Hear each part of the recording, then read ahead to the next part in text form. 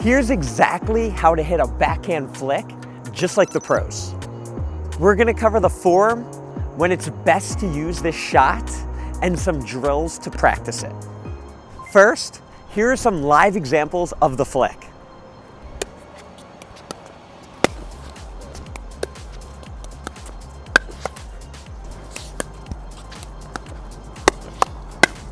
This shot's so effective for two reasons. First, you're the person initiating the firefight, meaning you're inherently at an advantage. And secondly, you can attack balls below the height of the net. So if the net's here, we're speeding up balls from down here, putting a lot of pressure on our opponents. Now we'll break down the actual form. The first focus is our footwork. We do not want our feet squared ahead like this. If we're like this, we can't generate any power. We're only using our wrist. The key is to turn our feet outward, so we use our entire kinetic chain, including our obliques, to generate power like this. It puts a lot more on the ball. Secondly, for the setup, we want to think paddle down, elbow up. This shot is like this, using our entire arm to hit it. It is not just using the wrist. We get no power this way. For the actual wrist movement, it's identical to throwing a frisbee upside down. So it's like this. It is not like this. This is what everybody does when they first try to learn it. It's to the opponent, to, not out. When we put it all together, it should look like this. Feet, paddle, shot, and come back, ready for the next ball. Hey, real quick, if you find this video valuable, subscribe to my channel. All right, stay up. The mindset for this shot should not be one and done, meaning you hit a flick and win the point. The ball almost always comes back, especially against better players. So when we flick, we wanna flick and reload, ready for the next ball. We don't wanna flick and show all of our cards. That's how we get hit in the chest. Flick and get ready for the cleanup. When people first learn the flick, they get too caught up of trying to put a ton of spin and the paddle goes crazy. Here's the best drill and the best way that you learn it. The key is instead of going like this, you just go paddle tip down and you're just poking. No spin at all, just flat like this. So here's the drill to practice that, okay? So one dink it back, poke, he's gonna catch it. Let's do it again. Good, dink it back, poke, just like that. So I'm getting very comfortable poking and reloading for the next ball. Look, hit, paddle comes back like this. I'm not going crazy. Once you get the hang of that, do this drill. It's the same thing, but now Joe is going to purposely feed the ball lower and lower. So I'm flicking from here, here, and here. Good. Now a little lower, here we go. Good, perfect. A little lower, Joe, here we go. Good. So as you guys see, I hit that and my paddle is here. I'm not all the way here. That is a key part of this shot, keeping it compact. Secondly, we come over the ball, but only halfway. Look at my paddle, halfway. I am not fully opening, that's too much. So two separate motions.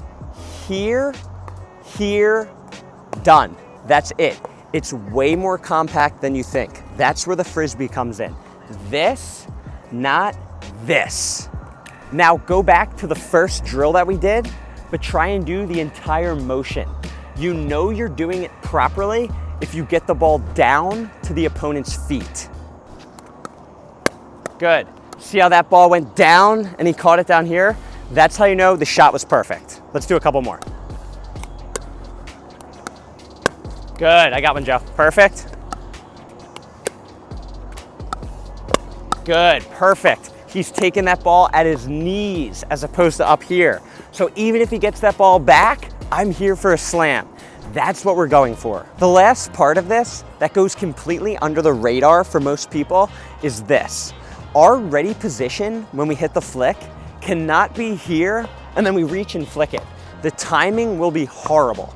When we hit a good dink and we anticipate our opponent hitting a bad dink back, right when I hit my dink, I need to be already out anticipating a bad shot. I cannot be here and then reach. So I hit a dink, I'm already out. We're gonna play some out. Pay attention to when I'm in the offensive position and when I'm in the defensive position. It's gonna depend right when I hit the dink. The second I hit it, I know. Here we go.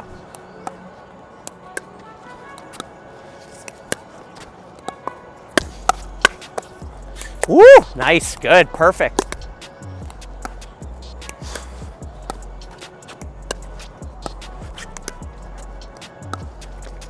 That's a good one. Let's see it. Yep. Yep, nice. Here we go.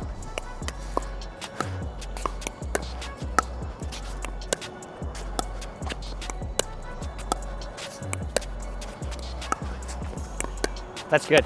Nope. Thought it was.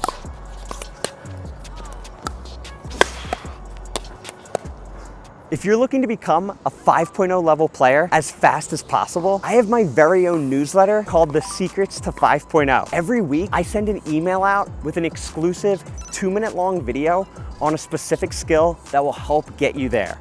Head to tanner.pickleball.com. I promise you'll be amazed. It's almost like a cat and mouse game that you're playing with yourself, constantly being out and back, depending on your ball. After this video, I want you to look up Dylan Frazier. He's the #1 men's doubles player in the world. The way he plays is exactly what I just said. You'll constantly see him go here to here to here to here in any given match. We completely covered when to use this shot when at the kitchen line. It's actually just as effective when our opponent is hitting third shot drops. It allows us to put a lot of pressure and make it hard for them to get to the kitchen line. See how much pace I can put on that? And now I get a ball that pops up. Look at these. So in a real game, I can just put it away and change the spot, but you can see I can hit so much more speed as opposed to this. This is what players without the flick do. Check it out. I can't put top spin, I'm just smacking it. See, it's hard to get pace like that. It's too flat.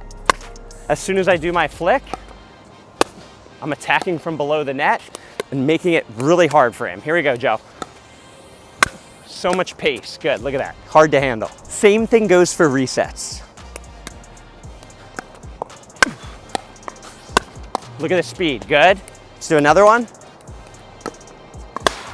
Look, he's getting them low and I'm still able to get a lot of power. Now if I don't flick and I just push, watch what happens.